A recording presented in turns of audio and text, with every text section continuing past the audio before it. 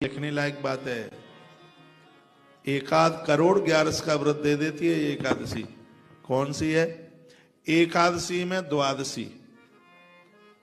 एकादशी में द्वादशी आ गई हो और सुबह उदिता में जिस समय सूर्य उदित हो रहा है और रात्रि का अंतिम पहर चल रहा है, रात्रि का अंतिम चरण, रात्रि का यानी चौथा चरण चल रहा है, रात्रि से त्रयोदशी।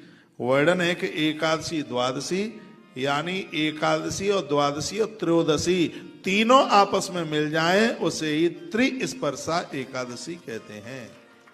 एकादश यानी रात्रि के चौथे चरण में यानी भोर में, ब्रह्म मुहूर्त में, सुबह के समय में त्रयोदशी आ गई है और दिन भर एकादशी में द्वादशी रही है। उदिता में हो एकादशी और दिन में आ गई हो, फिर दिन में रात्रि में आ गई हो द्वादशी और सूर्य निकल रहा है अगले दिन का, उससे पहले आ गई है त्रयोदशी।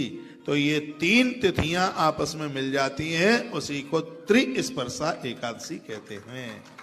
जब जब ये त्रिस्पर्शा एकादशी पड़ेगी तब तब मैं आपको सावधान करता रहूंगा। देखने लायक बात है। एकाध करोड़ 11 का व्रत दे देती है ये एकादशी। कौन सी है? एकादशी में द्वादशी। एकादशी में द्वादशी आ गई हो और सुबह उदिता में जिस समय सूर्य उदित हो रहा है और रात्रि का अंतिम पहर चल रहा है, रात्रि का अंतिम चरण, रात्रि का यानी चौथा चरण चल रहा है, रात्रि से त्रयोदशी। वर्णन है कि एकादशी द्वादशी यानी एकादशी और द्वादशी और त्रयोदशी तीनों आपस में मिल जाएं उसे ही त्रिस्पर्शा एकादशी कहते हैं। एकादश यानी रात्रि के चौथे चरण में यानी भोर में, ब्रह्म मुहूर्त में, सुबह के समय में त्रयोदशी आ गई है और दिन भर एकादशी में द्वादशी रही है।